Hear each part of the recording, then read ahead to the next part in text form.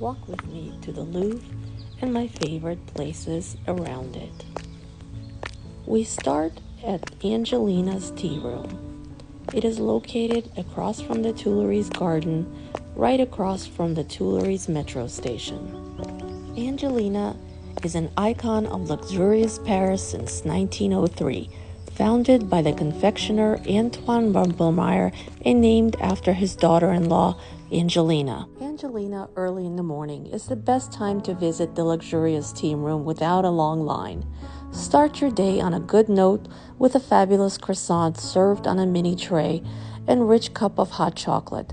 Indulge as Parisian patrons before you, the likes of Marcel Proust, Igor Stravinsky, and the famous Coco Chanel, at her daily retreat from the reality at the iconic table number 11. Today, you don't have to be a part of high society to travel back in time into the Belle Epoque atmosphere and its glamour.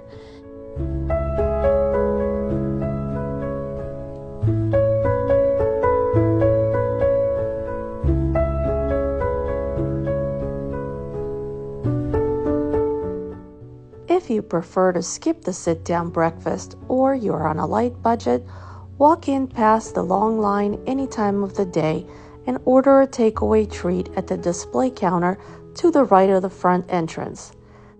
To the left of the entrance, there's also a souvenir shop including hot chocolate to take home.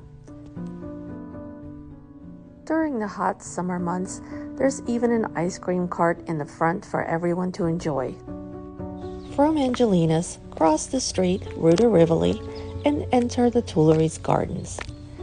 This park in central Paris has been a breath of fresh air in the French capital for almost 500 years. Today, everyone can enjoy a stroll through the garden that was once a royal and imperial family playground, where young King Louis XIII hunted quail and crows, and the son of Napoleon I played in the walkways. It all began in 1564. Nostalgic for the Florentine palaces of her childhood, Queen Catherine de' Medici, Henry II's widow, had a new palace and garden built outside the Paris city walls. The tile factories, Tuileries, that had stood on the chosen spot since the Middle Ages gave the new royal residence and garden their name. The garden was completely redesigned in 1664 by Louis XIV landscape gardener André Lenotre. At that time, it was opened only for the enjoyment of the respectable folk. After modifications and partial privatization, Napoleon I, followed by his nephew Napoleon III, opened the garden to the general public in 1871. The same year, during the Paris Commune uprising, rioters burned down the Tuileries Palace to protest against the royal and imperial power. The palace was never rebuilt, but the garden has survived and thrives to this day.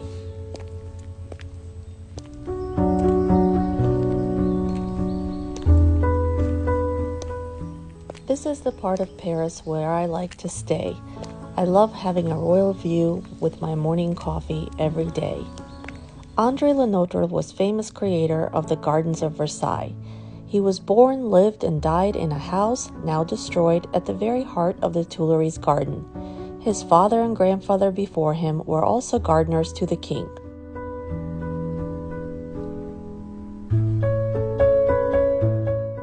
Lenotre arranged the Tuileries garden in 3 large sections, a structure that has remained unchanged over the centuries. The first section of the Tuileries garden, near the palace, was designed to be admired from its windows, and I'm admiring it every day of my stay.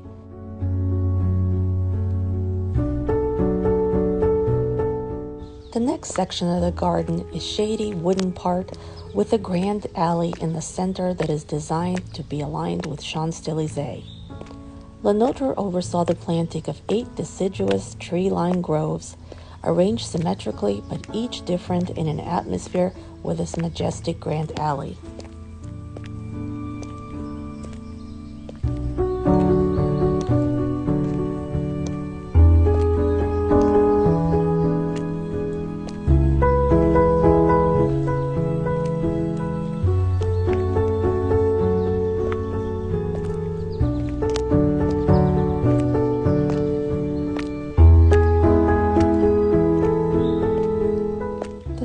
attraction is the Octagon. It's an open area surrounding the octagonal Grand Basin and the horseshoe-shaped ramps that lead to the terraces bordering the garden. The Tuileries Garden is an open-air museum decorated with statues and vases since the 18th century. Every year, the gardeners of the Louvre create new spring and summer floral arrangements in line with the museum's cultural calendar, so the flower beds are actually themed to suit the exhibitions or the key events of the moment. One of the more exciting events happening is the Tour de France race, ending with the winner circling around the Tuileries Garden. In the late May, a carnival comes to the Tuileries Garden to enjoy for all summer long. On your way to the Louvre, don't just walk through the Tuileries, but try to enjoy the mazes where people have picnics, sit in the famous green chairs around the pond, eat a famous ice cream cone in the shape of a rose, or eat lunch or dinner at Lulu's with a fabulous view, and at night, a very sparkling one.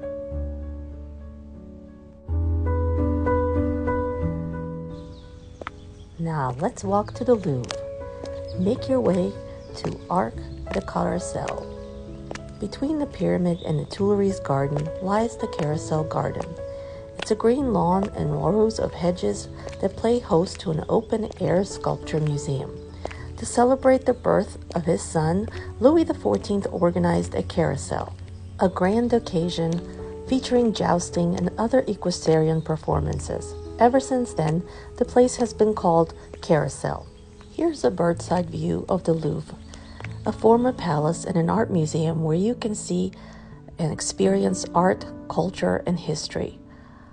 I will make another video of the Louvre and its history and its treasures, but here I will share my favorite highlights.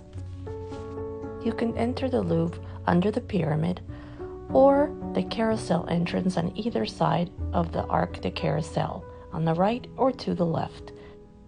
Taking the carousel entrance will take you down to a fabulous mall where you can find cafes and chocolatiers on your way down under the pyramid.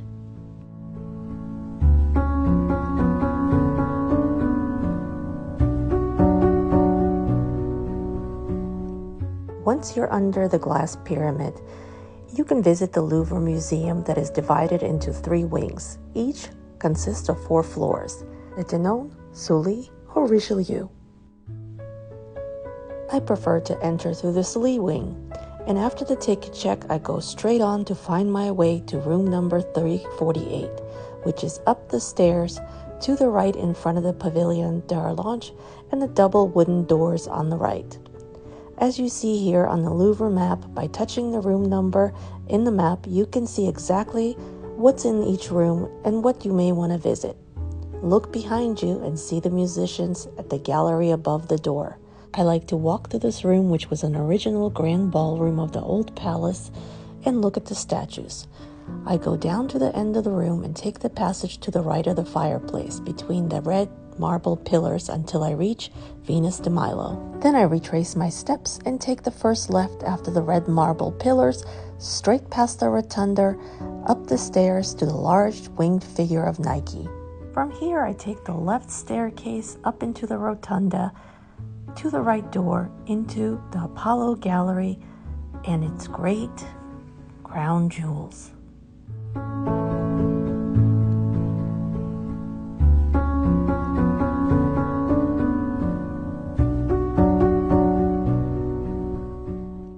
From here, I make my way back to the Nike statue and follow the opposite staircase to room 711 to the great masterpiece of Mona Lisa. Opposite Da Vinci's masterpiece, take a look at the Wedding Feast of Cana by Veronese from 1563. Here is the New Testament story of Jesus turning water into wine at the wedding. From here, I like to step out into the gallery and enjoy the paintings, including Napoleon's coronation.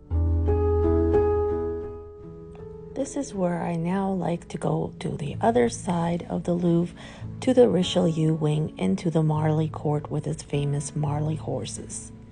Chandelier peeking out in the upper left window is Napoleon's apartment. You can make your way up there with an elevator or the stairs.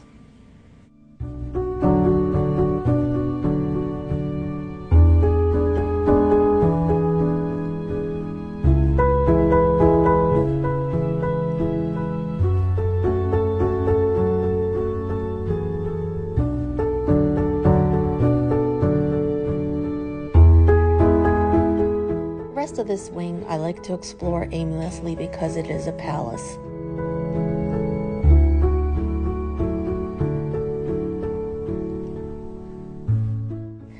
It also spills into the Sully wing with its decorative arts, jewel-encrusted snuff boxes and watches that belong to the royal family and the aristocracy.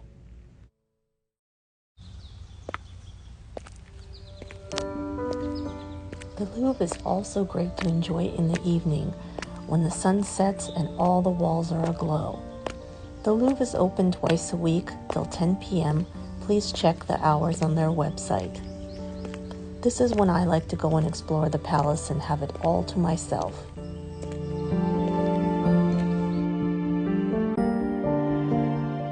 Afterwards, we like to enjoy a nightcap on the terrace of Marley Cafe, or during daytime a celebration with their famous pavlova desserts.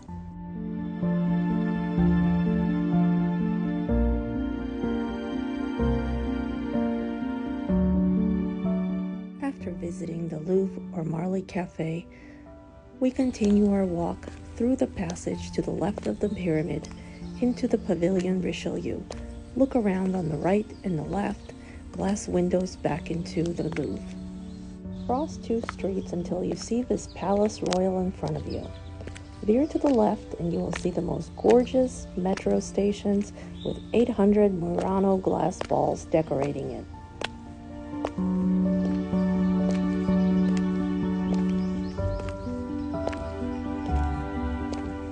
You are at Place Colette with Comédie Française Theater to the left with the columns, a famous cafe on the right where a lot of Hollywood movies were filmed. And if you keep going through the passage, you will arrive at the gardens of the Grand Palais.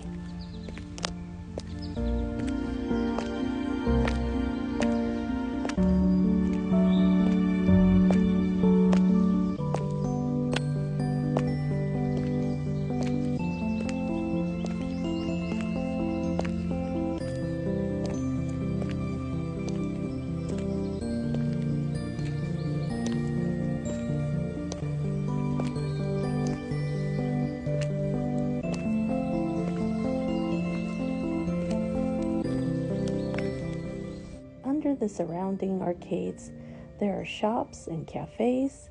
This is where Chopin shopped for his gloves, and this is where Colette lived with her window above looking out into the garden.